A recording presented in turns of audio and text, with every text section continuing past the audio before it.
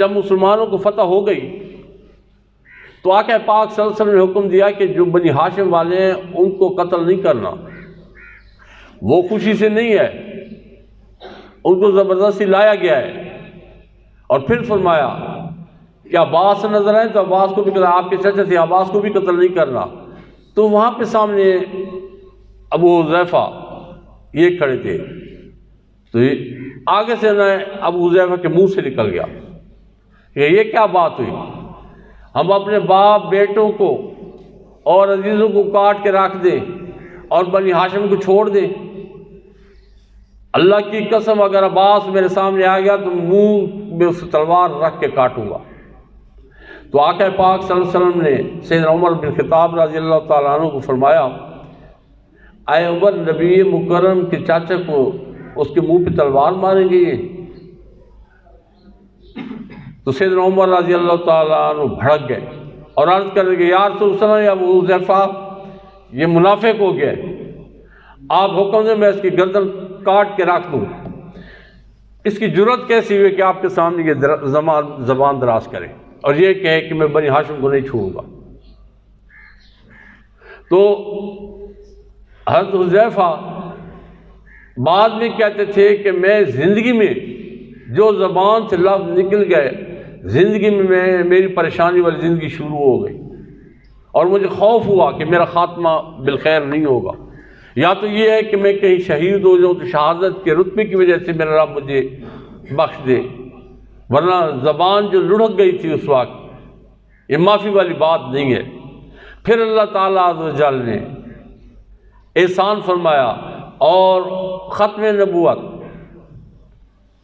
کہ جو جنگ ہوئی یمامہ میں، وہاں پہ آپ شریک ہوئے اور اللہ تعالیٰ عز و جل نے آپ کو درجہ شہادت سے سرفراز کیا۔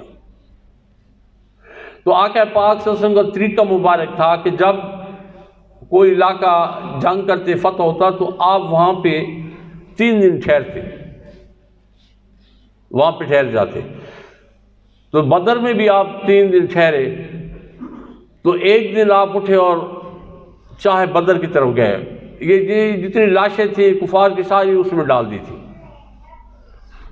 اور وہاں پہ پھر آقا پاک صلی اللہ علیہ وسلم نے بدر کے کنارے کھڑے کے خطاب فرمایا، اے ابو جہل، اے عتبہ، اے شیبہ، جو وعدہ میں نے کیا تھا تمہارے ساتھ کیا وہ سچ نہیں ہوا؟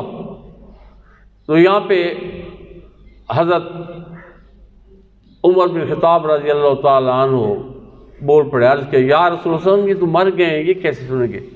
تو آقا پاک احمد مجتبیٰ سیدنا محمد مصطفیٰ نے فرمایا، اے عمر، جس طرح تم سن رہے ہو یہ اسی طرح ہی سن رہے ہیں۔ اب یہاں پہ ایک مسئلہ نکلتا ہے کہ کیا وہ تو کافر تھے، وہ مر گئے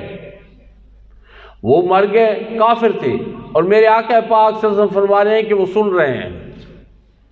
اگر کافر سن رہے ہیں تو جو اللہ عز و جل کے خاص بندے ہیں، جو نیک بندے ہیں، ان کے بارے میں جب کوئی کہے کہ یہ مر گئے ہیں تو پھر ان کافروں اور ان میں کوئی فرق نہیں ہے۔ یہاں پہ آ کے عبداللہ بن عمر رضی اللہ تعالیٰ عنہما روایت کرتے ہیں اس حدیث کی، لیکن اما جی عائشہ صدیقہ رضی اللہ تعالیٰ عنہ فقیہ امت ہے، وہ آ کے انہوں نے انکار کیا کہ نہیں، یہ اس طرح نہیں ہے، عبداللہ بن عمر کی یہ روایت ٹھیک نہیں ہے۔ لیکن ابن کثیر آگے آ کے اس نے احادیث مبارکہ ساری اور پھر استدلال لے کے قرآن سے آپ فرماتے ہیں کہ یہ تو قرآن کی نص ہے کہ جو مردے ہیں وہ سنتے ہیں۔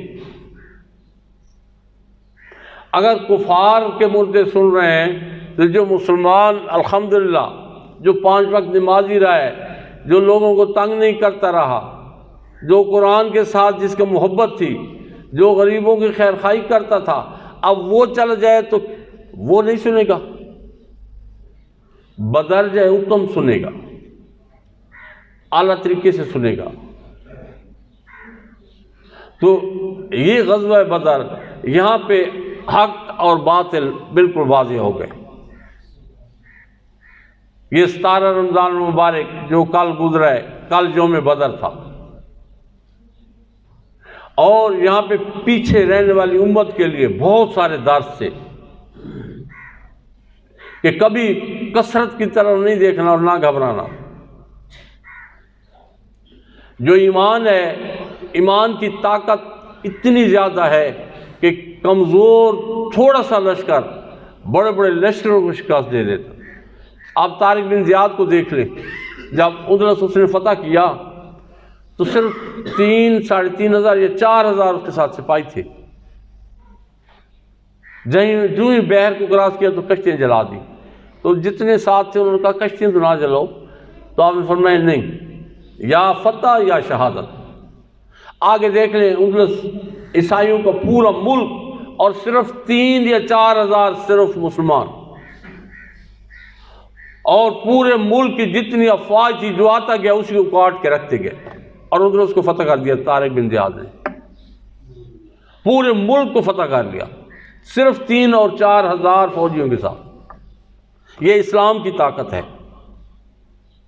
اسلام کی طاقت اب بھی موجود ہے، اب بھی ہے. آپ یقین کریں، یہ بارڈرز پہ جتنے بھی ہمارے جوان ڈیوٹیاں دیتے ہیں تو اکثر آ کے بتاتے ہیں کہ آگے جو ہندو ہیں وہ اتنے خوفزدہ ہوتے ہیں رات کے وقت بھاگتے ہیں ہم سے کہ دور کے چھپ کے کہیں کھڑے رہیں. یہ فقط اسلام کی طاقت ہے.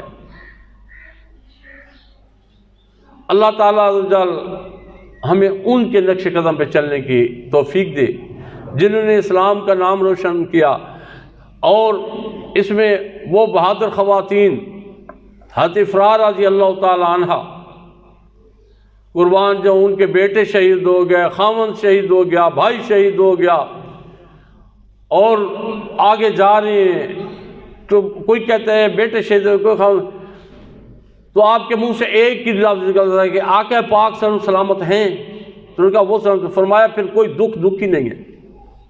یہ اسلام کی خواتین. حضرت حارثہ رضی اللہ تعالیٰ شہید ہوئے اسی غزوہ بدر میں، تو ان کی والدہ سے بارگاہ رسالت میں عرض کی یا رسول اللہ علیہ وسلم اگر حارثہ جنت میں ہے تو میں صبر کر لوں گی، اگر جنت میں نہیں ہے تو پھر میں نوحے کروں گی. اس وقت نوحے کا منع نہیں کی تھا. پھر میں ایسے زور سے نوحہ کروں گی کہ لوگ سن کے ان کے دل پھٹیں گے.